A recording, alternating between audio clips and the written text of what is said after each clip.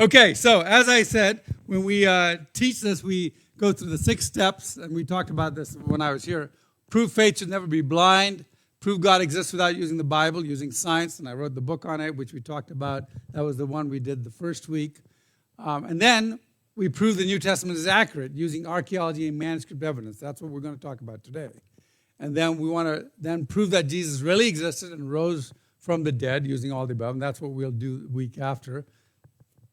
And then explain why Christ had to die and why God must punish sin, and end with explain how evil and God can coexist. And what we're doing basically is we're building the fundamentals of the faith and the fundamentals of theology. So apologetics is how to prove something is true. Theology is what they believe.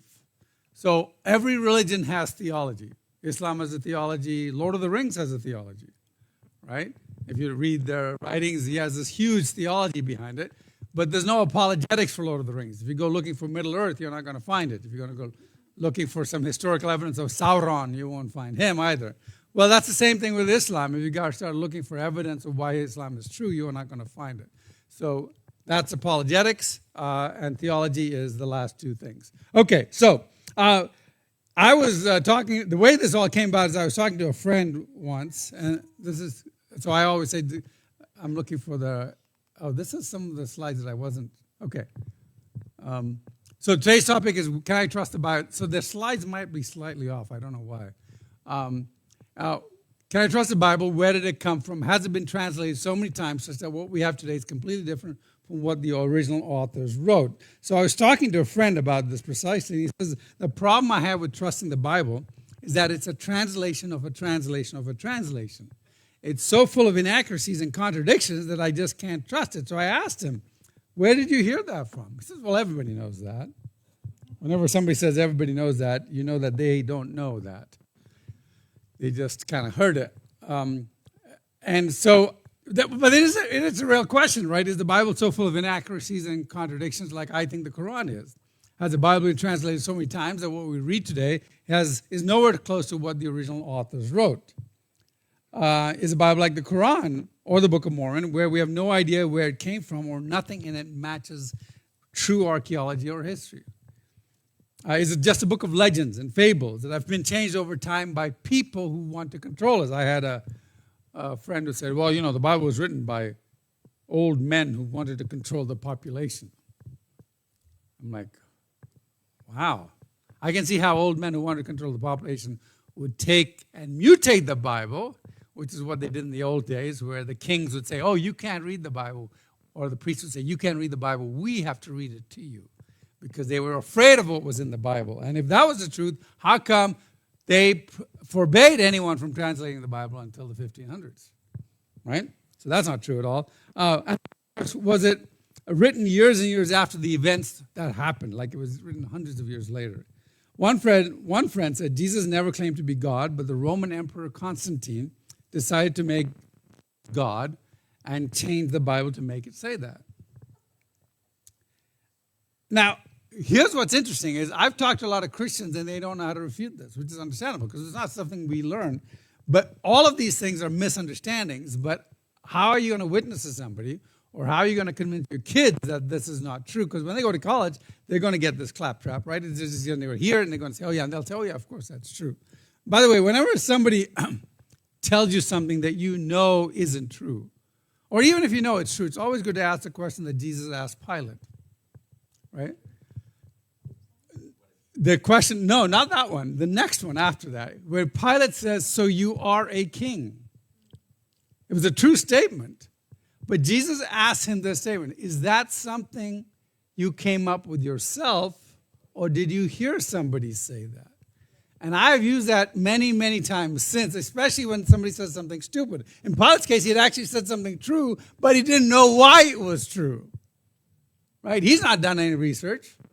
At the most, his wife had said, don't mess with this guy because, his death will be upon your hands, right?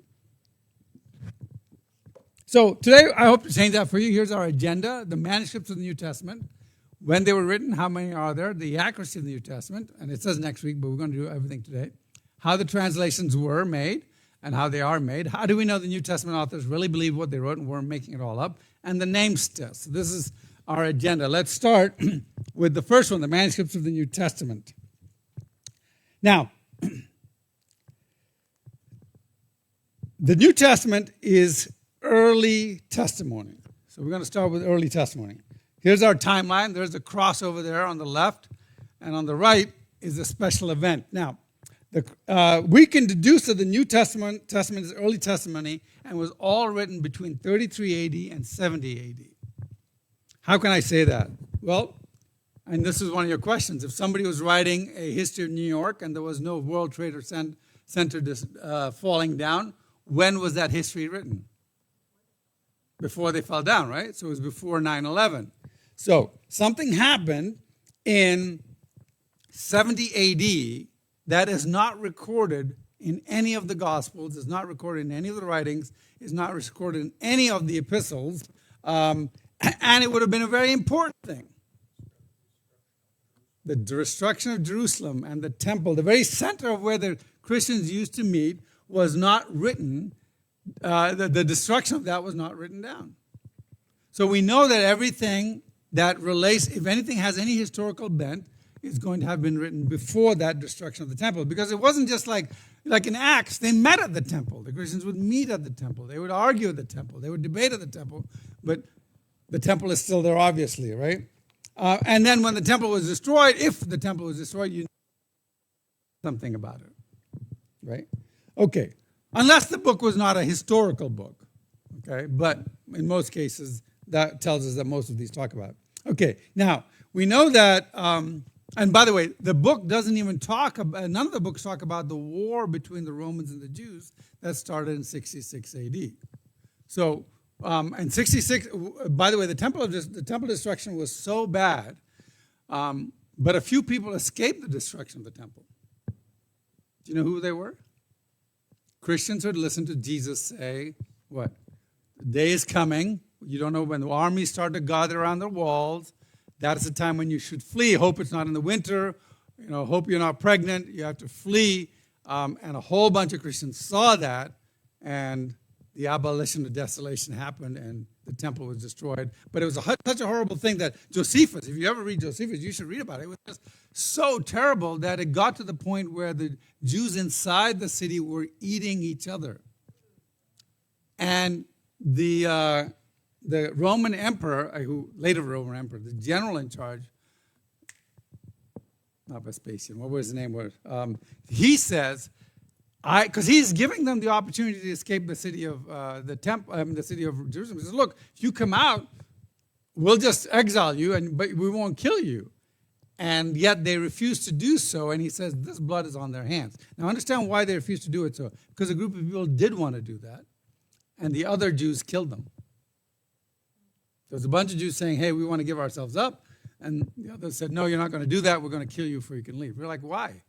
Why? Let them go. I mean, why do you care? So you see a lot of stuff going on. It was just really horrible. Anyway, so Eusebius, so none of the books talk about that. Eusebius says that, Eusebius is a later historian, he said that Paul dies in about 61 AD. And Josephus documents the death of James in 62 AD. Right? And I think we talked about the Josephus and James in the last, in the first time I spoke. No, did I? Did we talk about that? No, okay. We'll cover it later. But anyway, Josephus, the historian, who's not a Christian historian, talks about James being stoned and killed by the Pharisees. Okay. The book of Acts must have been before 62 AD. Why? Because the book of Acts is talking about the church. Who's the leader of the church? James. So it doesn't say anything about James dying, and so therefore the book of Acts must have been written before 62 AD. Peter doesn't become the leader until later. Okay, so it also doesn't talk about Nero. Nero was going around killing Christians. I think that would be important to them. It doesn't talk about Nero. We can place 1 Corinthians in the middle 50s. Oh, sorry, that's Acts, right? So 1 Corinthians we can place in the middle 50s. Why? Because it talks about Paul's journeys, and he mentions James and all the apostles being alive. Paul also mentions a creed that was given to him about 3 years after the crucifixion, And even this creed is accepted by even atheists as being dating back to 3 years after the crucifixion. This is the creed that Paul says that was given to me by James and Peter and John, right? Okay, the Gospel of Luke was written before Acts. How do we know that? What does he say in Acts? He says, yeah, so if you open Acts, it says, my dear Theophilus, this is my second book. So what's the first book? Well, the Gospel of Luke. Well, obviously it must have been written before Acts, because otherwise it wouldn't be a second book. It would be his third book. Yeah. You were saying about James being killed in 62 AD, but in the book of Acts it talks about James being put to death, and then they took Peter also. And that's like Acts 3 or 4 or 5, so it must be two different Jameses. Yeah, you're dead. This is James, the brother of Jesus. You're thinking James, the twin. Yeah, not the twin, the brother of John. Yeah. Sorry. Yeah, I was like, wait, no? Yeah. So anyway, so most of the New Testament was written before 70 AD. Mark, we know, was written before Luke because Luke borrows from Mark. So just so you understand what's happening, Mark's writing the gospel, but if you look at Mark's gospel, it's like, this happened, this happened, this happened, this happened, this happened. It was like, let me get it down as quickly as possible. Then Luke comes around and he says, well, let me fill it out. Now, Luke had more knowledge than some of the other apostles. There's stuff in Luke that is in none of the other gospels. It's not in Matthew. Do you know what it is? Luke apparently must have interviewed and have known Mary personally, because there's things in Luke that only Mary knew. And none of the other gospel writers have. So, because he says, and she held these things in her heart, or this happened, the baby moved, right? You don't hear all this stuff in the other gospels. So Luke was obviously familiar with Mary, had met Mary and talked to her. Okay. And so the rest of the books are written before these books are written before 67 AD. How do we know that? Because Paul was still alive and he had actually decided to stop writing after he died. So, Unlike who's that Dianetics guy? L. Ron Hubbard, who continues to produce books even long after he's dead. Yeah.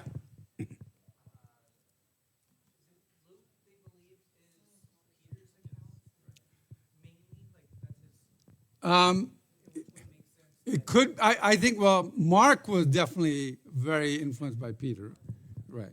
And then Luke is written to the Greeks. Matthew is written to the Hebrews, the Jews, right? And so if you look at Luke, one of the big things is, well, have you ever looked at the Gospels? Luke's lineage of Jesus is different from Matthew's lineage of Jesus. Yeah, because Luke says, well, Jesus was born of Mary, and he goes through Mary's genealogy. Matthew, on the other hand, said, well, no, he was the son of Joseph. He was adopted by Joseph, so we go through that adopted line. So they'll defer. They veer off.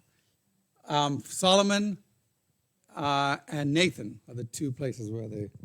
Yeah. And Nathan, who do you think Nathan was named after? Remember the guy who tells David, "You did the wrong thing." Nathan the prophet. So he's got a son. David calls one of his sons Nathan, and then Solomon was born later, and so he's called Solomon. Anyway, so all this stuff is, so most of all the New Testament is written before this. So this is what we call early eyewitness. Why do we call this early eyewitness? Early testimony. Because most of the people who were around when Jesus rose from the dead would have still been alive during this time. Right? Now, unlike most people, oh, well, people died at 35. No. These people were dying at 90, 80s, 90s. We have stories of, the Jews had a really healthy lifestyle. They really did live long. Again, when you obey God's laws, you tend to live longer, right? So they were not dying at the age of 50 or 60. They were dying in the 90s. Okay, so this is the age of the eyewitnesses. Okay, now, and then the Gospel of John may have been written after the temple fell, because the Gospel of John was written specifically to refute something. Do you know what it was? It's written to refuse the Gnostic teachings, that material things are bad and immaterial things are good, And that's why John starts with the Word. Word became flesh, and the flesh dwelt among us. And it was in the beginning with God. Material things are not evil. Right? Even though we are souls, our body is a critical part of who we are.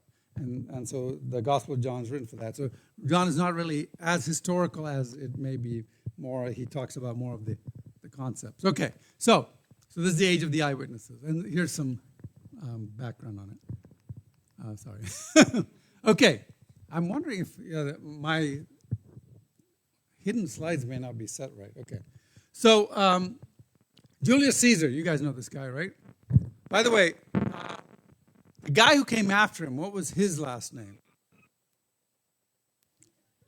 That. It was not Caesar. The name Julius Caesar became synonymous. He was just a general, right? When he crossed the Rubicon. Washington crossed the Potomac. When he crossed the Rubicon, the Romans had a law where you were not, as a general, you're not allowed to enter the city. So you're not allowed to enter the Rubicon, and Caesar decides that he wants to take Rome over from the Republic that it was. So he's going to charge in, and he stands at the Rubicon, he makes his big decision, he goes in, and so he then becomes emperor, tyrant, right? Of course, Mark Antony says he didn't want to be king. Well, yeah, he was acting like it. You guys all know the speech, right? Mark Antony, Julius Caesar. Anyway, thrice now I have offered him the crown, and thrice he denied it.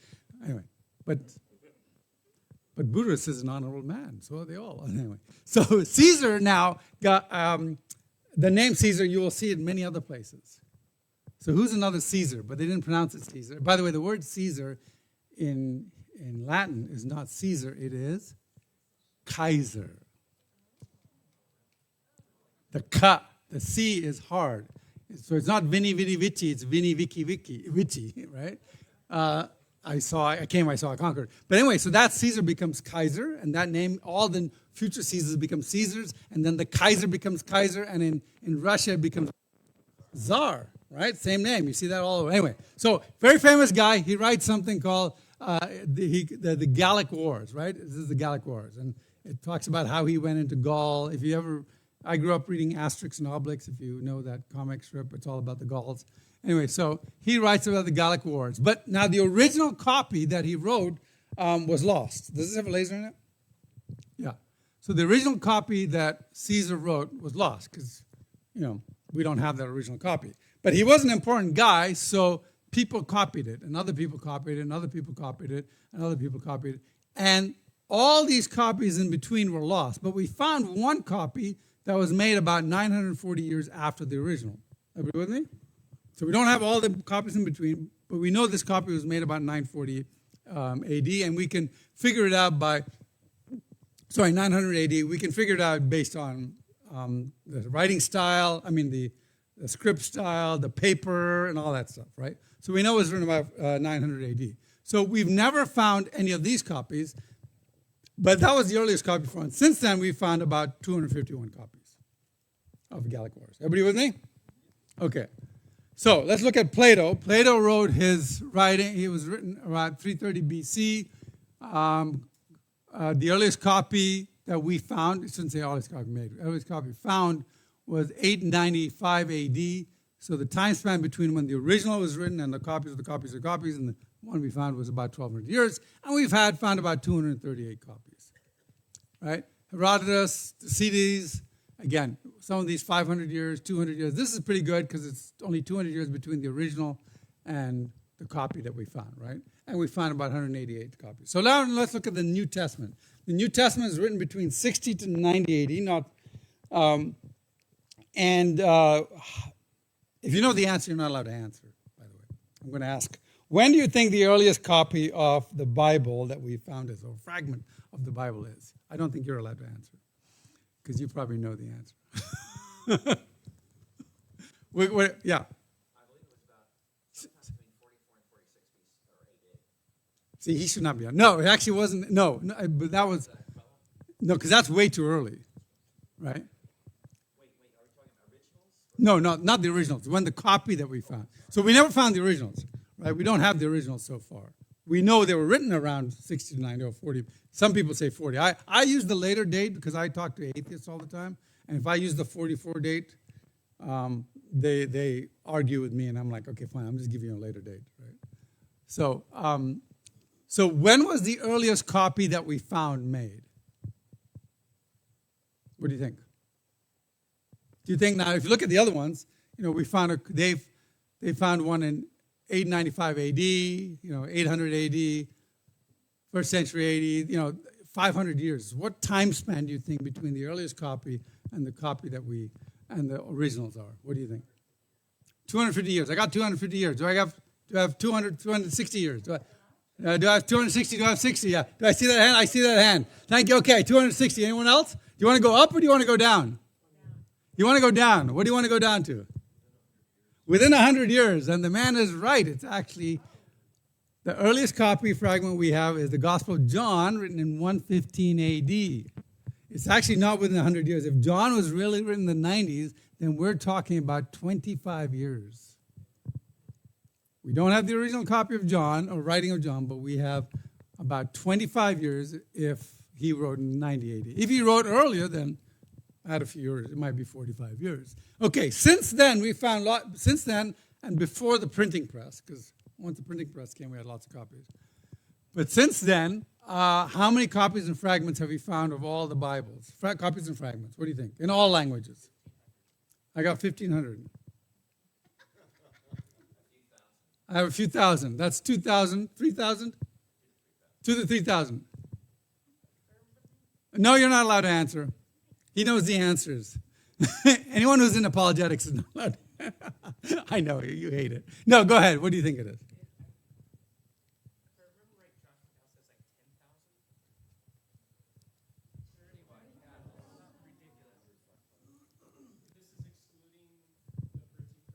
This is excluding the printing press, right?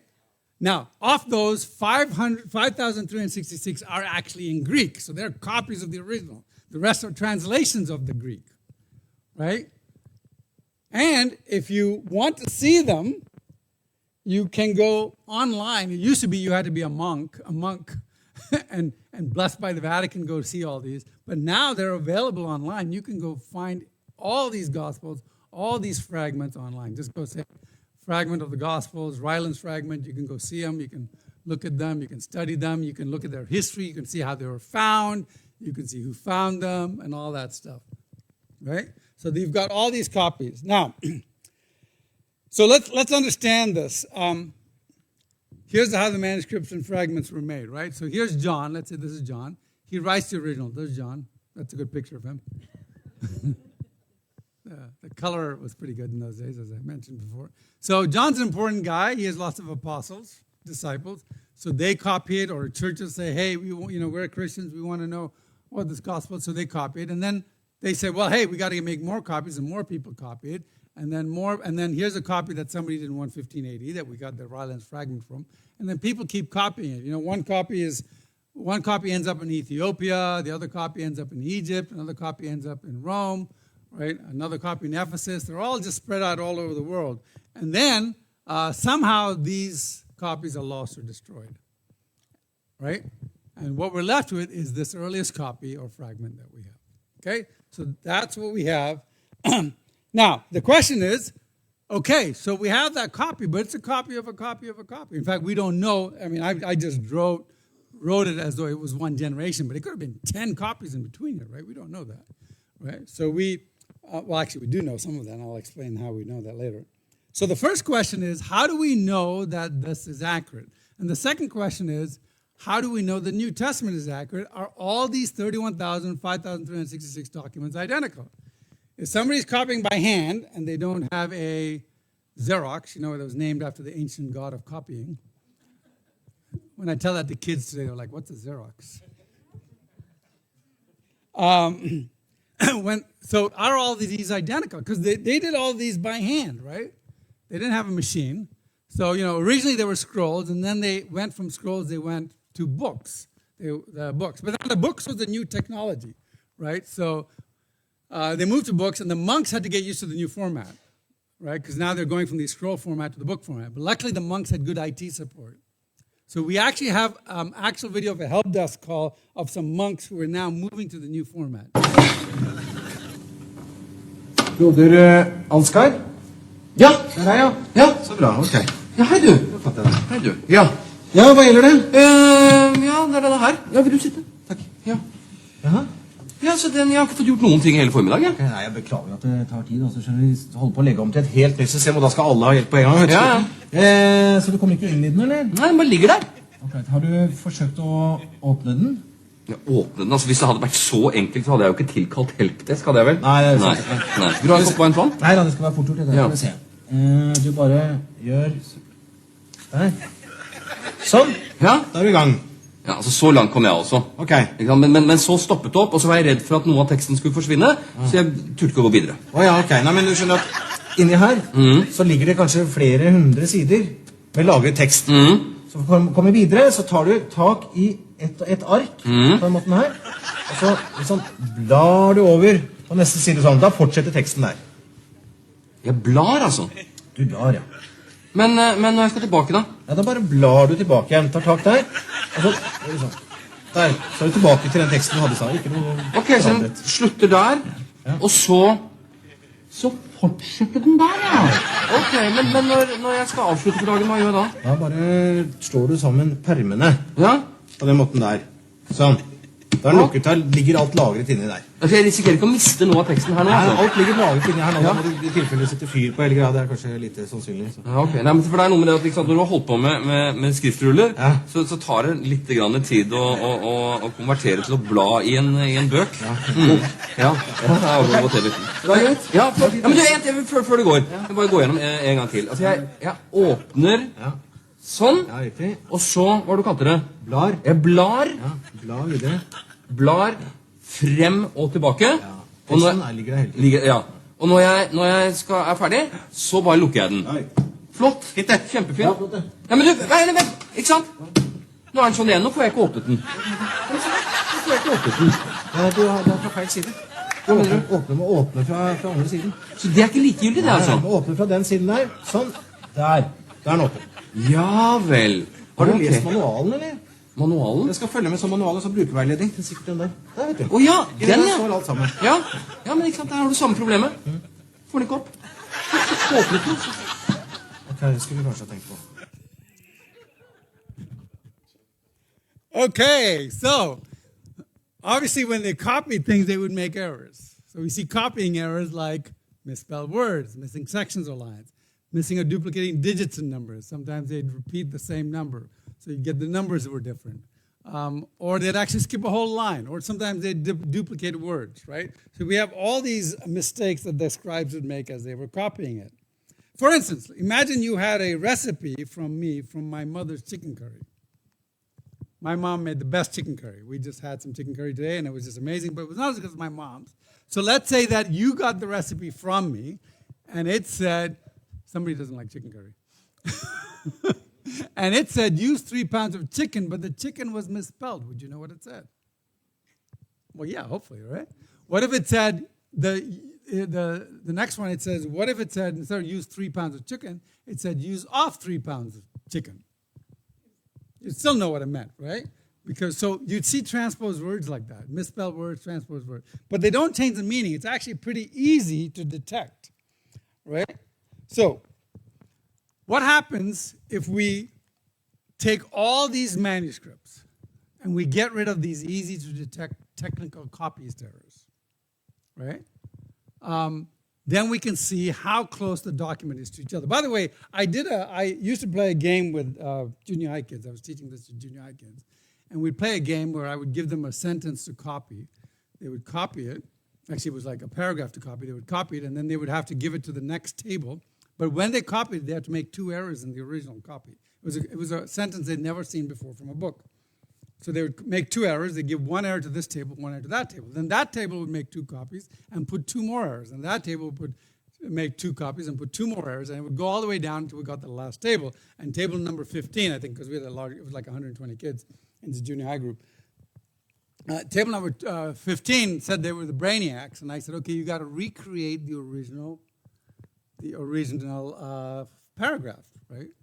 And they said, okay, let's go to it. And I said, oh, but you don't get all the copies. You don't get the originals because the Romans, quote unquote, came in and destroyed most of them. In fact, you get this one from generation 1, this one from year 200, this year from year 400, this year from year 500. So you don't know where they are. They're all random and you have them all. Now will you create this the original statement? In every case, every time I've done it, the kids have gotten 100% right. Because it's easy. You look at words, oh, that's misspelled. Okay, that's what that means. And they get the actual original sentence or paragraph done. I tried it recently with the kids, but they couldn't write. So they were like taking 10 minutes to write one sentence. I'm like, do you not use a pencil? Public school kids probably. So anyway, my kids are forced to write every day with my wife. Okay, so they can type too, but but they prefer to type, but they can write. Okay, so if we start going through this and we try to figure out, so let's say here's a copy that we found, right? All the red ones are the ones we lost. All the ones without the red are the ones we found. So let's say here's a copy that we found in Rome. Here's a copy we found in Egypt. Here's a copy we found in Ethiopia, right? Once we get all of those together, how close are we to the original text? How close are they to each other? What do you guys think? Like what, 10%? 5%? Once spelling errors and copy errors are accounted for, there's less than 1% difference. So the question you have to ask yourself is, remember the test I was doing with junior high? What are the chances of this table doing the same error that table made that has nothing to do with each other? Almost zero. So therefore, we know if these are between 1%, a copy made maybe 100 years before and 100 years later on a different continent, right?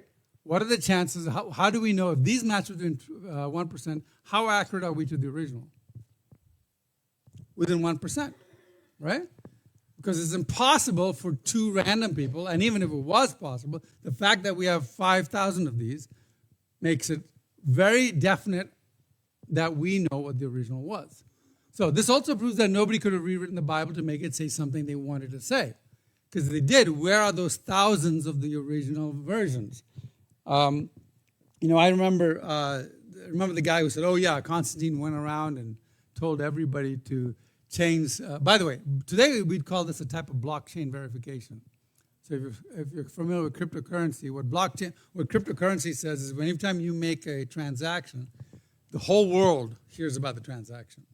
And they all make copies of that transaction. So if you go back and you try to change your version of it, there's a billion versions of it that don't agree with yours. And so you'd have to go find all those billions and change them, which is impossible because those people are not going to let you change it. Because to them, the value of their currency is based on that transaction being accurate. So that's what blockchain is. So it's a concept of blockchain. Anyway, so how could someone change the Bible if they wanted to? So if you look at this, it's 1,600 miles to Morocco, 2,300 miles to Ethiopia, and 1,500 miles to Asia Minor from where the Bible was written, or from Rome. So if Constantine wants to change the Bible, he's going to have to send people with the fastest mode of transportation, which was what? Camel. Okay? It's not going to be a horse. Some people say horses. No. Horses would die after a few. See, you guys are all farmers. You know that. Horses couldn't make a 1,500-mile trek unless you switched horses or something. So you got these camels going across the entire world. And so I want you to imagine Constantine decides he wants to change the gospel. So he sends these guys. He says, I want you to go everywhere. And one of them is a monastery in Ethiopia, which is on top of this huge mountain. I grew up in Ethiopia. It's one of the best climates in the world. We think of Ethiopia as starving children. It was wonderful. I mean, we would walk outside our school and there would be plums hanging out there. It's the greenest. It's almost, the weather is like San Diego, right? Perfect growing weather, wonderful place to live. But it's high mountain, right? It's a green, it's not high desert, it's high mountain and tropical. And so the air is really fresh, but not humid. But anyway, so imagine these monks, they're sitting on top of this high, tall monastery, and they see a band of Roman soldiers coming up on camel up the mountaintop. And one of the priests says, oh, looks like we have some more visitors. Let's get ready for them. So the Romans come up there and they say, okay, give us your copies of all the Gospels because Constantine wants us to change them. The monk says, yeah, sure, here's the copy. And so they go in and they start changing them, right? They say, well, write this. They go, sure. You realize this copy is 200 years old, and the ink that we use now is not the ink that they used 200 years ago. In fact, the parchment that we have now is not the parchment they used 200 years ago. So anybody can tell the difference. No, it doesn't matter. Just write it down. Okay, fine. So they write it down. And they say, we'll stay here for 90 days while we recover from our hike, and then we're leaving. Okay, great. So 9 days later, they go down the mountain, and the chief monk says, hey, Samuel, why don't you go get the real copy out of the cellar and burn this nonsense, right? It's just not going to work. You can't do that. You can't, with the blockchain methodology, you have to find every one of them. And where are those other versions, right? They would have lost a few, missed a few of them. We don't have any copies that say that Jesus was not God, as you'll see in a minute. Okay, now, so that was the technical error. What about subject matter errors? Things that you can't tell, where they actually change the meaning. For instance, if you got a recipe that said Neil's mother's chicken curry, but it said Neil's uncle's chicken curry. Well, you don't want Neil's uncle's chicken curry. It's the worst chicken curry because guy doesn't know how to cook, right? He would never step foot in he's the old traditional Indian. He doesn't think that men should be in the kitchen unless they're chefs, right? So, he don't want his chicken curry. But also, what if it said, use 3 pounds of chicken, instead it said use 3 kilograms of chicken? Well, how much is a kilogram? It's 2.2 pounds. So you've got twice as much chicken and not enough spices. Praise the Lord. What did I say? No.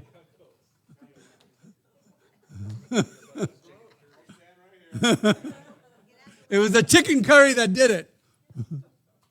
Okay. So what if it said use 3 kilograms? So now you've got half as much spices. That's not Indian chicken curry. That's maybe American chicken curry. Sorry. Or what if it says 3 pounds of mutton? Well, then it's not chicken curry. It's mutton curry, right? So you can see there's a completely different. So what if it says people who eat chicken are murderers and shall perish in the chicken coop of eternal torment? Well, then you know that it's not written by my mother. It's written by some Hindu priest who's trying to make you go vegan, right? Well, even Hindus aren't vegan, to tell the truth. But here's the reality, right? So these are important. These are important errors. We got to make sure that. So the question is, are these errors in the Bible? Are there? Yes, it turns out they are. And what happens? The way it happens is somebody is writing something or reading something, and he writes a note in the margins to clarify it. And the next scribe thinks that should have been in the text. So you get stuff put in the text. Or you get stuff that was left out of the text that was not just a typo or a duplicated word. It was actually an important phrase or a word that was left out of the text. So you get these kind of errors. So they do exist. So now, if we add up all these subject matter differences, though, here's the interesting thing. Of the 20,000 lines in the New Testament, each line's about 10 words. So it's about 200,000 words in the New Testament.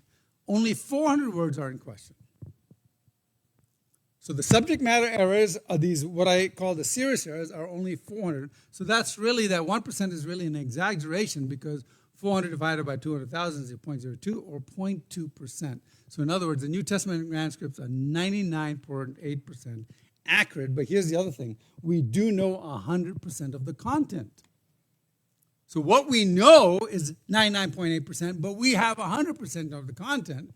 The question is, where do we put that? Well, if you've got a good Bible, so what are the changes? Let's look at Matthew 19:29, because I had somebody go, well, they've hidden all these changes from you. I'm like, yeah, they have. It's in my Bible. For instance, Matthew 19:29, if you read this passage, it says, everyone who has left houses or brothers or sisters or mother or father or children or fields for my sake will receive 100 times as much and will inherit eternal life. Well, if you've got a good Bible that has references in it, then you'll see the little green one there. It'll point down to the footnote and says some MSS. MSS means manuscripts, short for manuscripts, say mother or wife. So in other words, some manuscripts say and everyone who has left houses or brothers or sisters or father or mother or wife or children or fields for my sake. Now, you go, does that change it a lot? No, it doesn't really change the meaning or the intent of the phrase. Now, how come that or wife is in the footnote and not in the main text? Because the or wife was found in later texts. So if we find a document that's earlier, we assume that it's what? More accurate. Why? Because it has less chance of being changed. So as further away you get from Matthew's gospel is written in maybe 60 AD or 50 AD, the more likely that it'd be corrupted. So naturally, we're going to do it. So all we do is we say, well, there are some documents that had or wife, and we put that in the footnote. Nobody's hiding anything from anybody. It's all right there, and you all have that information. And you can say, no, I think it should be up there. Fine, go ahead. Nobody's stopping you because it's not going to change the meaning, right? So the New Testament has 0 unknowns. We know 100% of the content. Now, here's what's important. None of the 400 word differences cast doubt on the death and resurrection of Jesus, the divinity of Christ, the nature of God, or any of the salvation issues. So you can move them up or down anywhere you want. It's not going to change anything. Yes?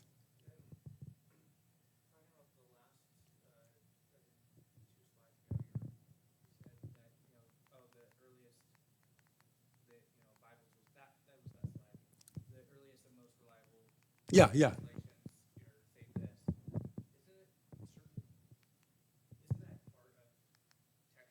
Yes. I think it's the King James or New King James that is the most. It runs on, which one has the most accounts, not the oldest account. Okay, so the answer is yes, but I don't think the King James is the most, because after the King James was written in 1600, we found more documents. Yeah. So and I don't know, maybe the New King James incorporated it back in it. There's also a big argument about, there's 2 documents, by the way, and there's an argument about the dating of those documents. The Vaticanus and Sinaiticus, there's a huge argument about that. I've done some studies on it. I think one way, but the experts think the other way, so they're probably right. But again, these are all minor things. None of these are these important issues. It's like, it's an issue of, like for instance, one of the things where what was not in the earlier documents is the last 11 verses in Mark, right? Those are not in the earliest documents, but they are in the later documents. And what are those last 11 verses? One, it talks about people will grab snakes and people will drink poison, right? And we've had a few crazy Christians think, well, that's what they're supposed to do. Take live snakes and handle them and drink poison, right? And people have died as a result of that. Well, let me tell you what my thought is of that. If you look at Mark's gospel, before those 11 verses, it sort of ends abruptly. Because Mark was just writing it and trying to get it out. Now, it might have been abruptly for other reasons. I have a friend who thinks that the end of John was the end of Mark, and they just moved it. That's fine. It doesn't matter. They're still the gospel. But what I think happened is it ended abruptly, and then somebody heard of Paul's episode. Remember when he grabs the snake? And remember when they drink poison and he throws some herb into the pot and everybody survives?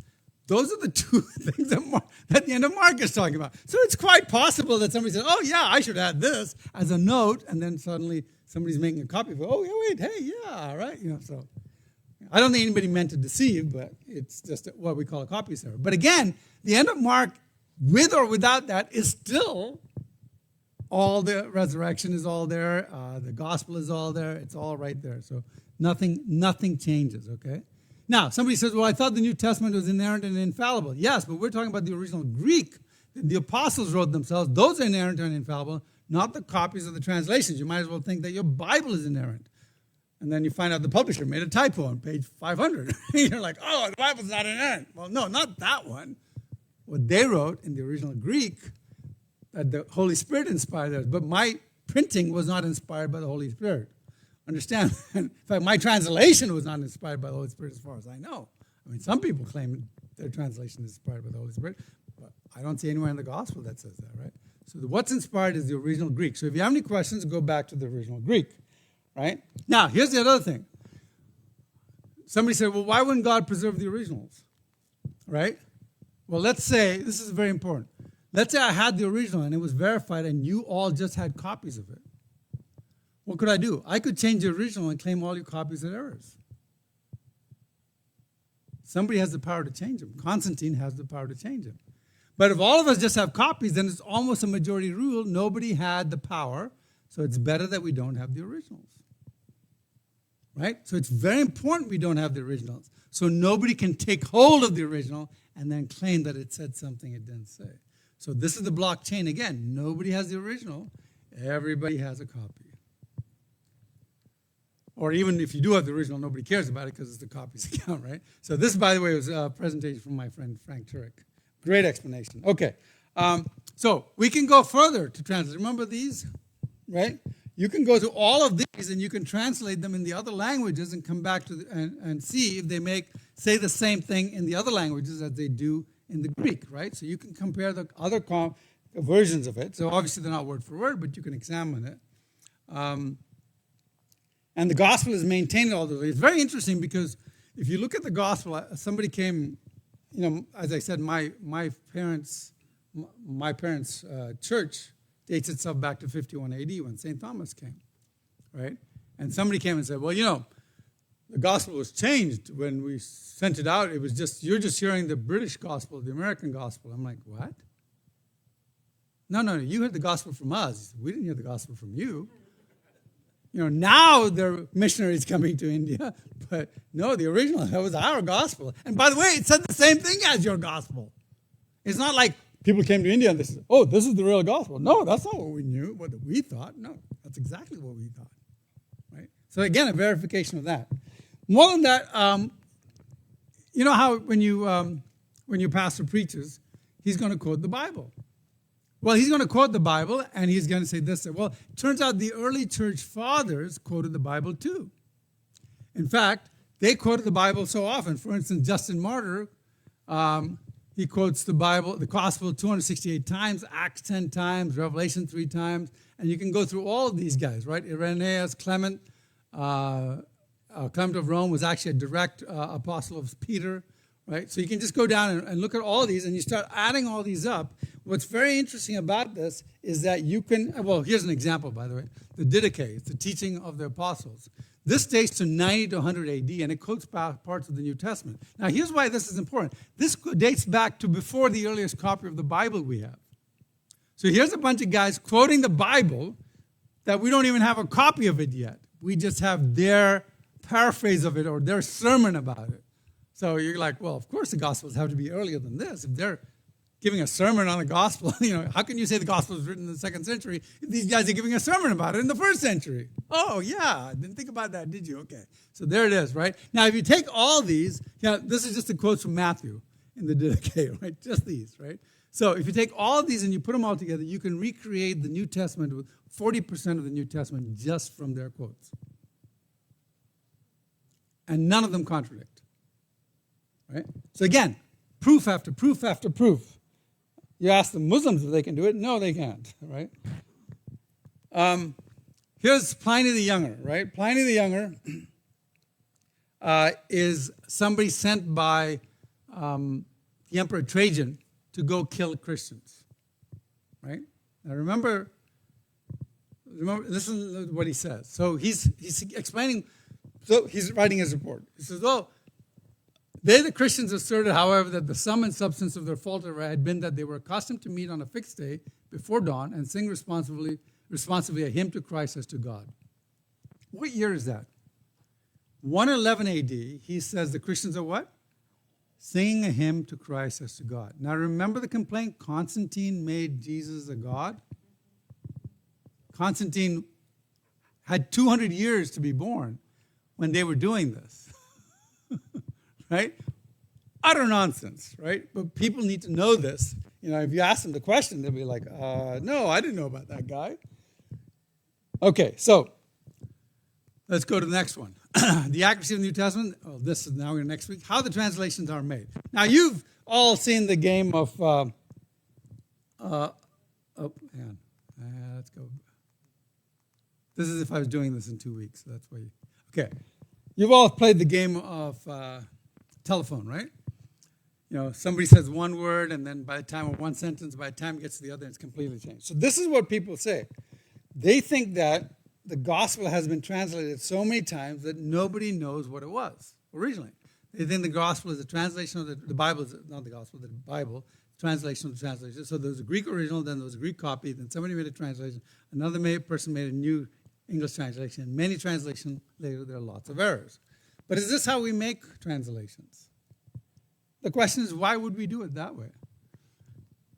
That's not how we make translations. Here's how the translation is made. There's the Greek original, we don't have it, but there's a copy. Those the earlier so the earliest copies, the Old English translation, was made from those earliest found Greek copies, right? Well, guess what? We want to do a newer English translation. We're like, oh, we got to modernize it. We've got to see what it, we've got to translate to modern day English. Well, why would I go to the Old English translation? I'm going to go back to these copies to make my new translation. Why would I trust another? I mean, I look at it, but I'm not going to trust it. I'm just going to go back to the front. I'm like, let's see if these guys are really telling the truth.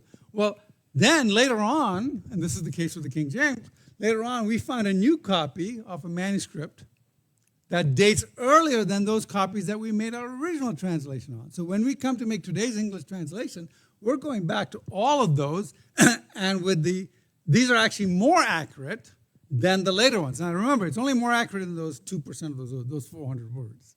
So it's not really that big a deal. It's not like you're going to find, this wasn't there, right? So the most accurate ones of today's translations are actually more accurate, but it all depends on who's doing the translation, right? You've got to trust. But if you don't like the translation, so today's translation is made from the earliest manuscripts using the rest as reference. So if you don't like that, you can always go and make your own translation. Learn Greek, make your own translation from the online pictures of the manuscripts, right? Especially now with pattern recognizers, and you can always just have the AI do it for you, but I wouldn't trust the AI. You can use a Greek English interlinear translation. That's what this is. This is the Greek English, where you've got the Greek on top, you've got the English phonetic words below it, and then you have got the Strongest Concordance, and then you've got, I can't see, it's another reference, and then you have the words. Now, when you do the translation, you have to be careful, otherwise you end up sounding like Yoda. Because it says, was yet human out of the Pharisees Nicodemus, named to him chief of the Judeans. Well, really, it says, there was a man of the Pharisees named Nicodemus, a ruler of the Jews. Who are the rulers, by the way? The politicians, right? The senators and representatives who were democratically elected, right? So, did you know that? Did I mention that last time I was here? Our politicians, the first concept, first time a republic is ever mentioned in history. I speak to so many groups, I don't even remember I said that here. No, I didn't say it here. I said it in Wisconsin, right? Sorry.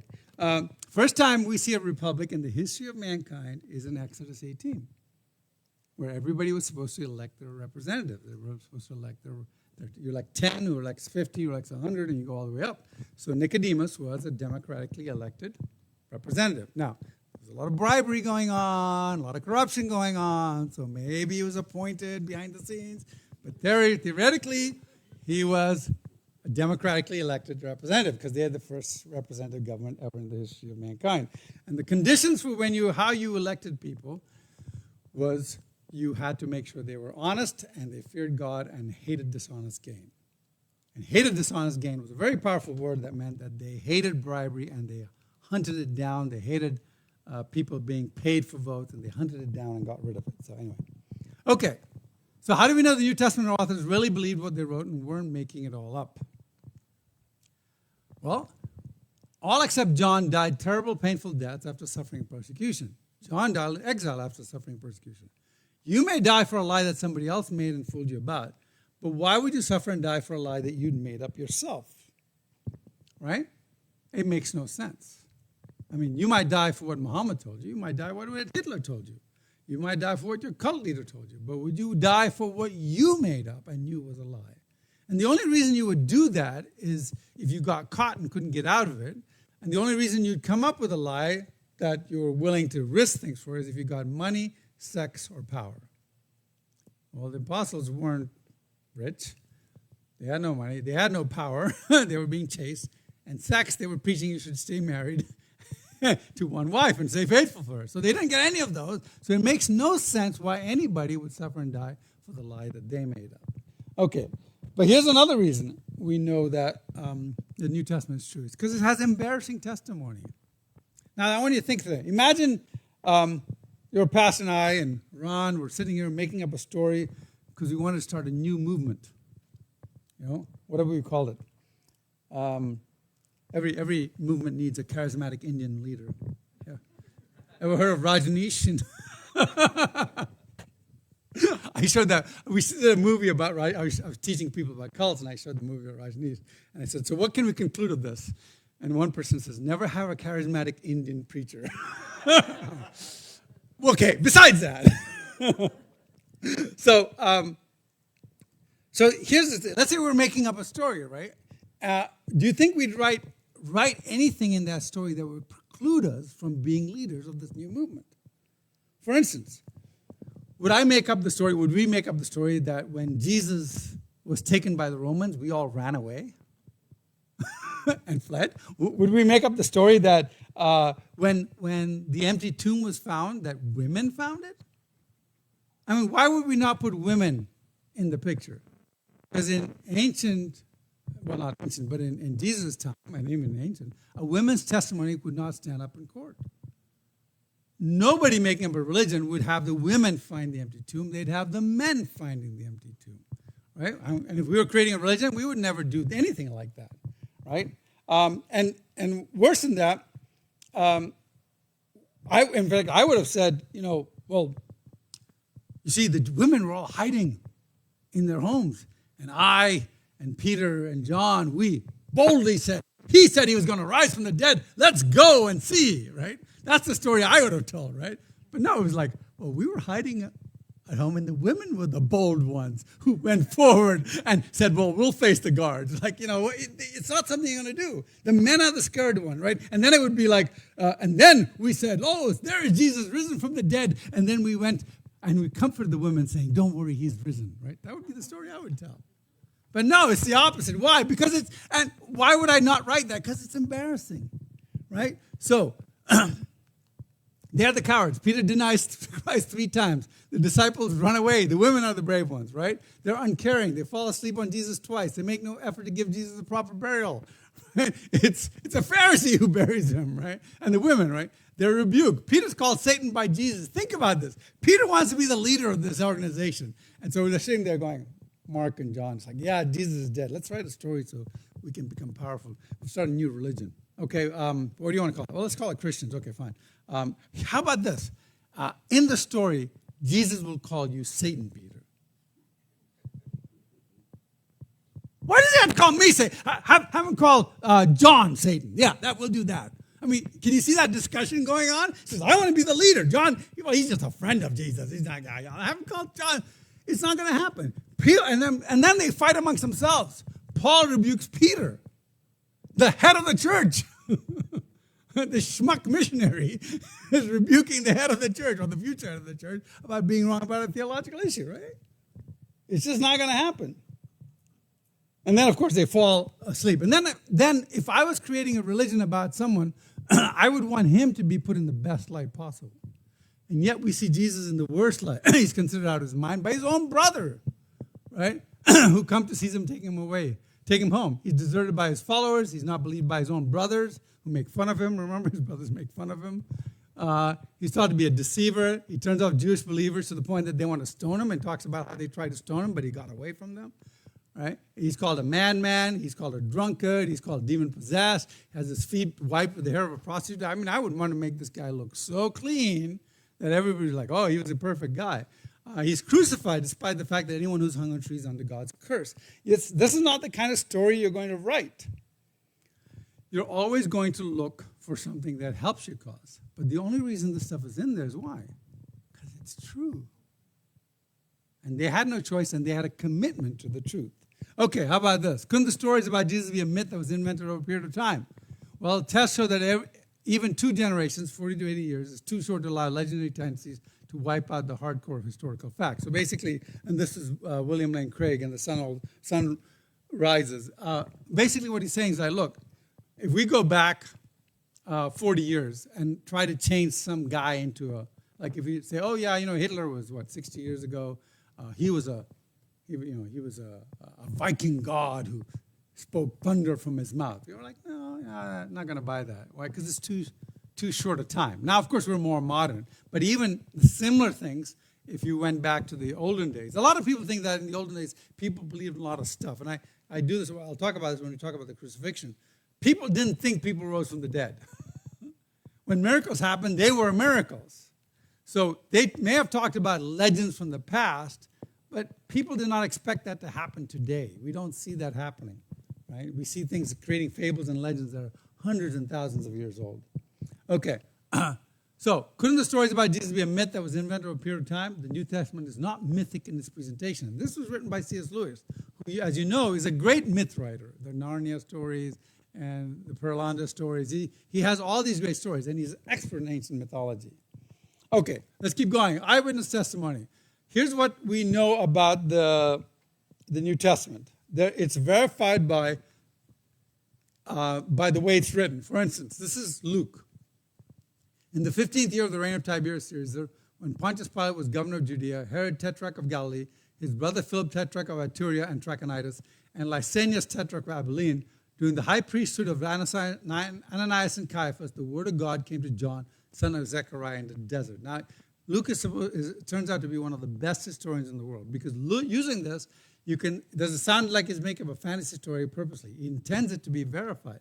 An exact date is given. Using all these things, we can date this to AD 29. If you look at history, this happened in AD 29. All 8 people are known from history. All were known to live at this exact time. This is not a once upon a time story or a myth. Okay, here's some more. In Acts, Luke writes, there are 84 historically confirmed eyewitness details. In John, there are 59 historically confirmed or historically likely eyewitness details, meaning stuff that most probably, not all, 59, some of them are historically accurate and others are like, well, yeah, that makes sense. That would probably happen. They're not like impossible. Luke has 20 details. Here's some of Luke's details.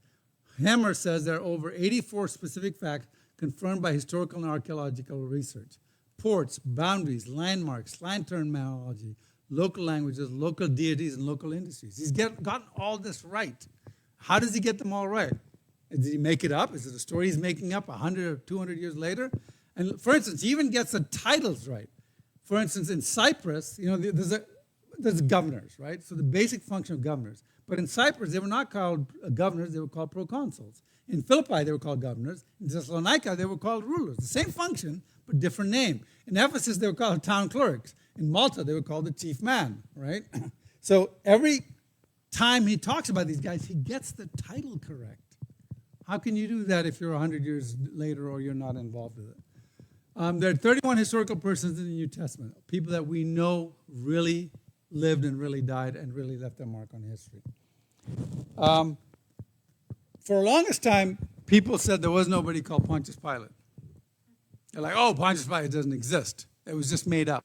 There's no documentation of Pontius Pilate.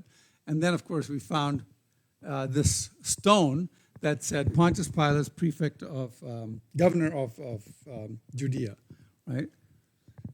And they're like, oh, okay, maybe we were wrong. Like, and then, of course, for the longest time, they said there was nobody called Caiaphas the high priest. That was just made up.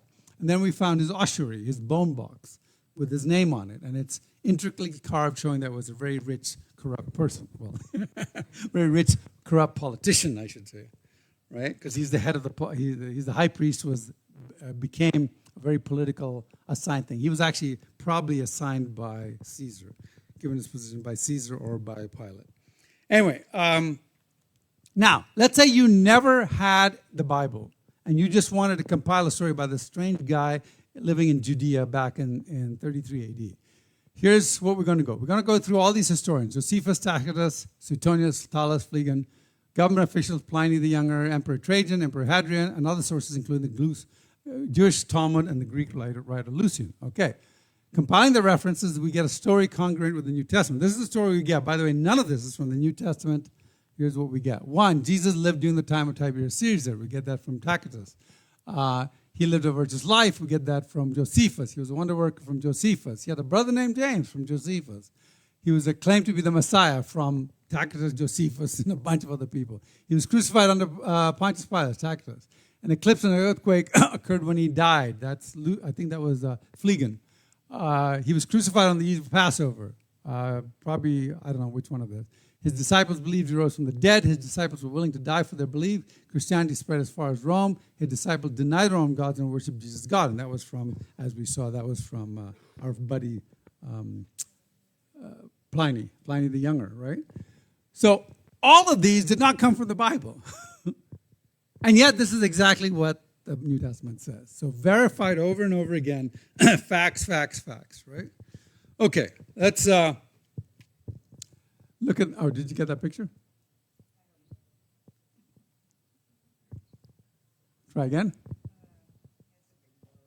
Okay, try again.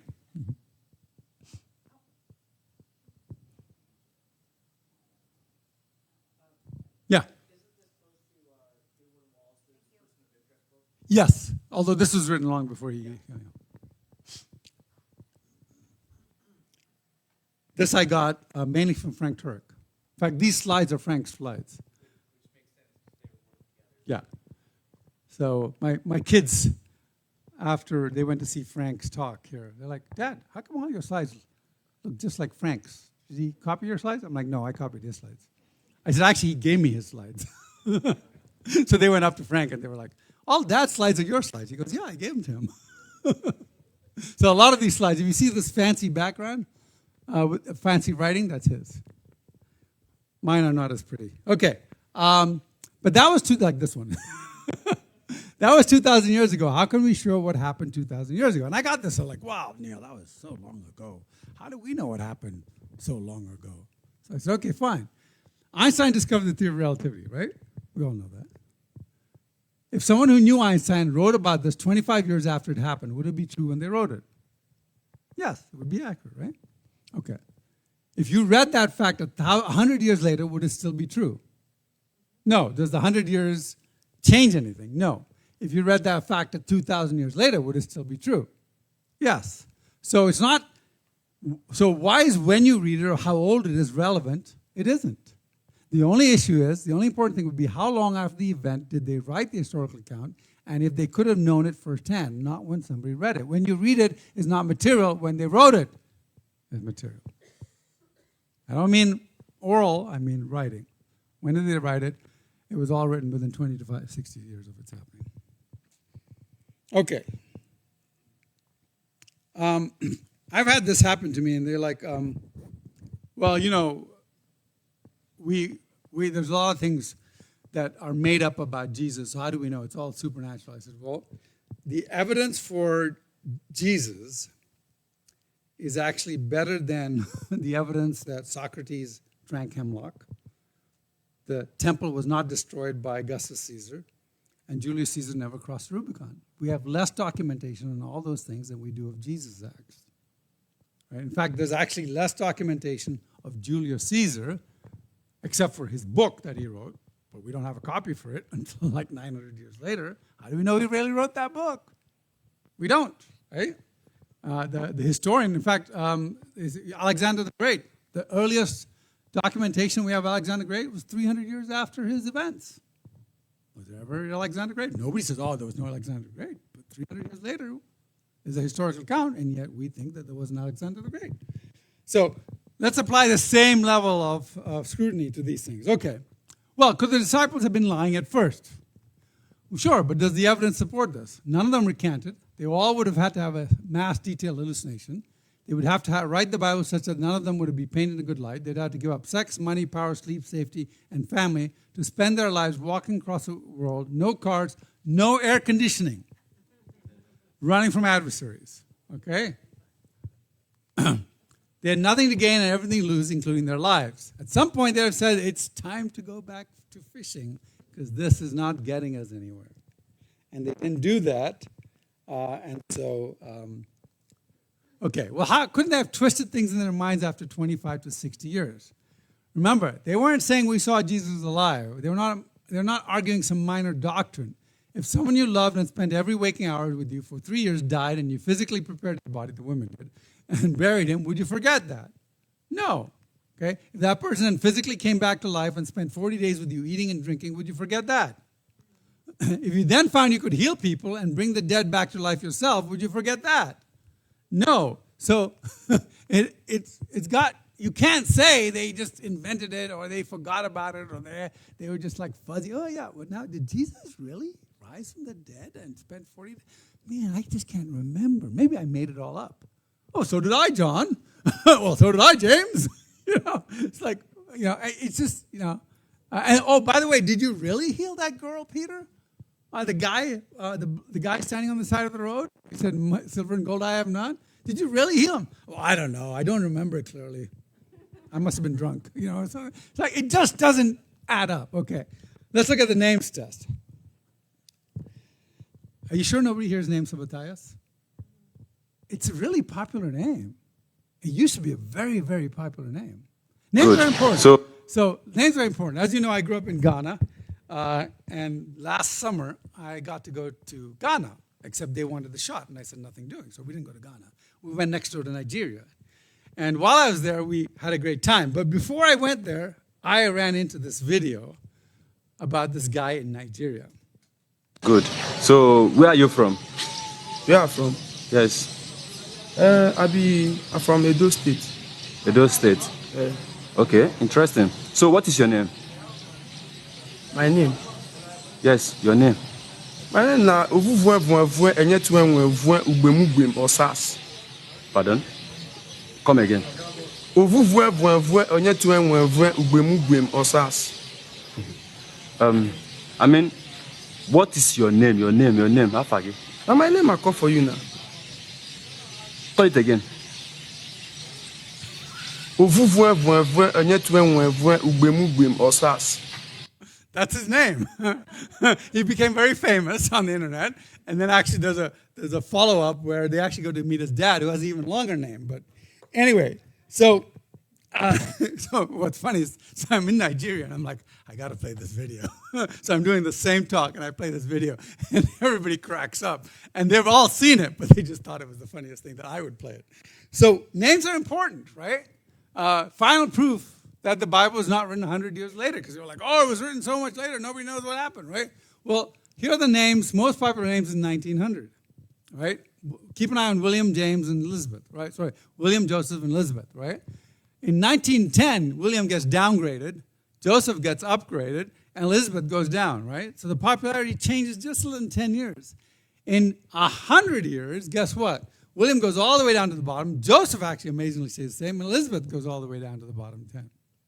Right? And I just found out that Mateo has just broken the top 10 names, interestingly enough, right? So, as you can see, names change. But names don't only change with decades, they also change with location.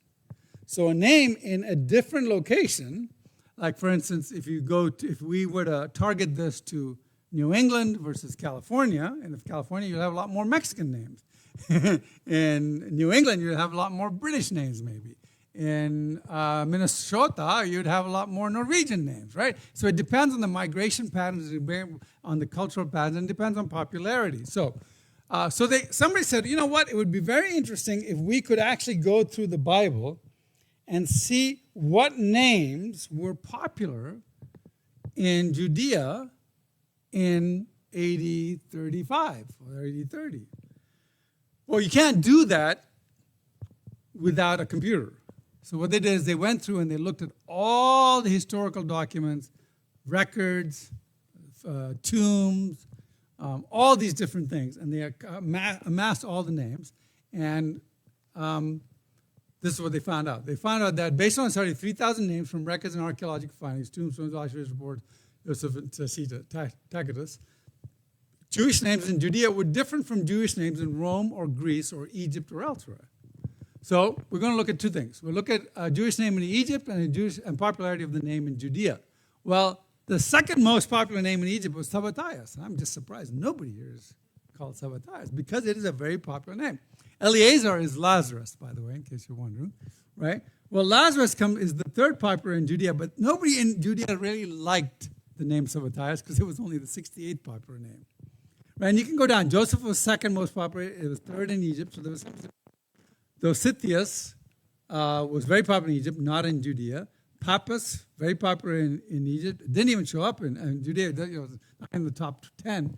Ptolemaios, In 50, Samuel, even though it was popular in Judea many years before, at the time of Jesus, it was only 23rd, right? So this is these are the popularities of the name. Now, let's look at the Gospels. Now, if I was writing the Gospels, and I was writing this 100 years later, or I was writing it in Egypt or in Rome or somewhere, and I was making it up, I would be making up names that I thought were common there, but I don't have the computer, so I would have to guess, because I didn't live at that time. I was just making it up. So let's see what the Bible does. So, in the Gospel of Acts, the top two men's names is Simon and Josephus, right? That we see that of all the people in the Acts, 18% of them are either Simon or Joseph, right? Not Josephus, Joseph, right? Well, if you look at the thing, you see that it matches to 15.6%, very close. Now look at the top 9 men's names, is 41% Judea, and actually matches with the Gospels, 40%. Now, with the women, you have a smaller sample size, so we still see a correlation. Why are so many women called Mary? Well, it was a very popular name in Judea, and you see that in Judea that 28% of the women, so 1 in 3 women were named Mary. Very popular, and we see lots of Marys, right? In the Bible, 40% almost are Marys. And then the top 9 women's names, you see the correlation 1-to-1. Now, this is very important. Why? Because if you look at the Palestinian men's names, in the popularity in Judah, Simeon is the most popular. We have 8 people called Simeon. Joseph is the next most popular. We have 6. Lazarus, we have 2, so that's slightly off the thing. And Judah are 5. John Yohanan is 2. And then Jesus, or Joshua, it's the same name, we have 2. So you can see a correlation of the popularity and the number of individuals in the Bible that have that name. Now, if you were making this up 100 years later, you couldn't get the statistical probability of the names correct unless you could do modern-day historical gathering of data, especially since Jerusalem had been destroyed in AD 70. Where are you going to find all these documents? You're going to dig under all those rubble? We are, because we're excavating all of it. But how is the person in 100 AD going to write this? 200 AD, 300 AD? How is he going to get all this data? He's not. So the names show you that the Bible's there. Okay, let's wrap this up real quick. What time is it? 8:50. Oh, wow. We're late. We're past our time. Can I do this real quick? Okay. Other inconsistencies in the Bible. I'll skip the how we got the Bible because you guys can figure that out.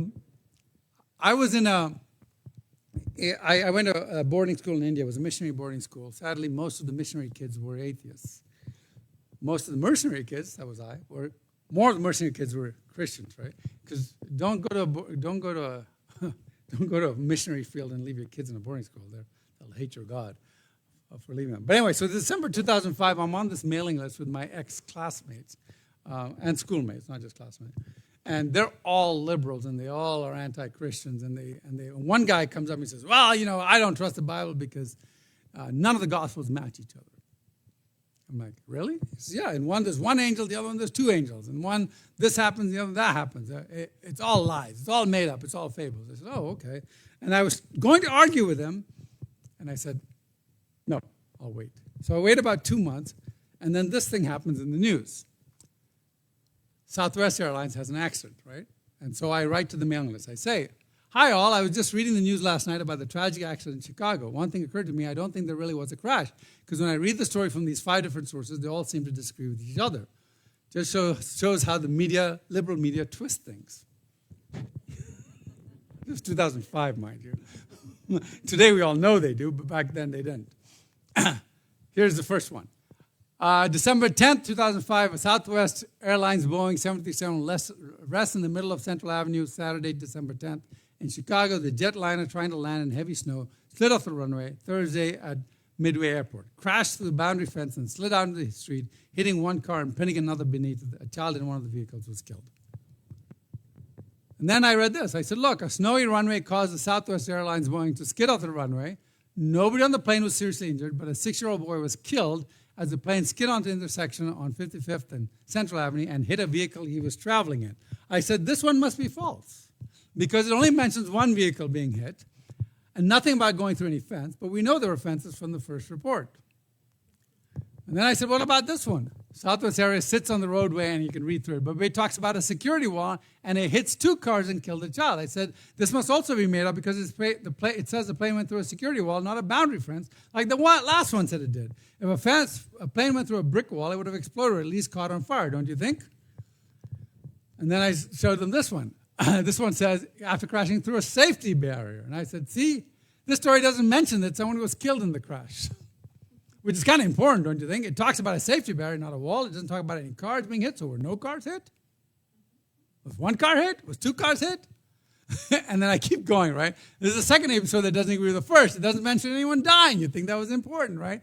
So I said, this is a liberal dying media. So folks, can you help? Lying media. So folks, can you help? Are we being snowed by the media? Did this event really happen? Can we trust that it really happened? Question 1, did any cars get hit? 2 reports mention it, the others don't. Question 2, how many cars did get hit? 1 report only says 1 car, some say 2 cars. Question 3, did anyone really die? 2 reports don't mention any deaths at all. Question 4, what did the plane crash through? Did it crash through anything? Some reports say it crashed through security walls, others say boundary fence, some say safety fence. Some don't say anything about crashing through any sort of wall fence. By the way, if you ever go to a Frank Turek conference and he talks about this, these are my slides that he uses. He was like, I want to use that. I'm like, go for it. So my conclusion is the story is a lie made up by the liberal media. There may be some semblance of truth to it, but on the whole, it's inaccurate and probably should not be given any credence, probably a myth. Each of these news medias are deliberately colluding to create a false story, and they can't even get the lies straight. Besides, you all know that if a plane crashes into a car, it'll explode in a big fireball. This is not true. So this whole story is just unacceptable. Another example of the lies put out by the liberal media. Well, you could have seen them going to conniption fits left and right, trying to defend the trying. Oh yeah, and I did this. I put a I did a tally, right? I mean, they went crazy. Finally, one of them says, "Okay, fine, Neil, pull the trigger," because he knows that something is up. And I said, "Remember 2 months ago when we had this discussion? You said that one says 1 says 2. Well, the one that said 1 never said there weren't 2, and maybe he was looking from one side and not the other. In fact, the differences between the stories actually tell you that they are accurate as long as you can reconcile them. Like in this one, most probably actual, 2 cars, 2 kids, 4 to 6 adults, 3 bears, none were wrong.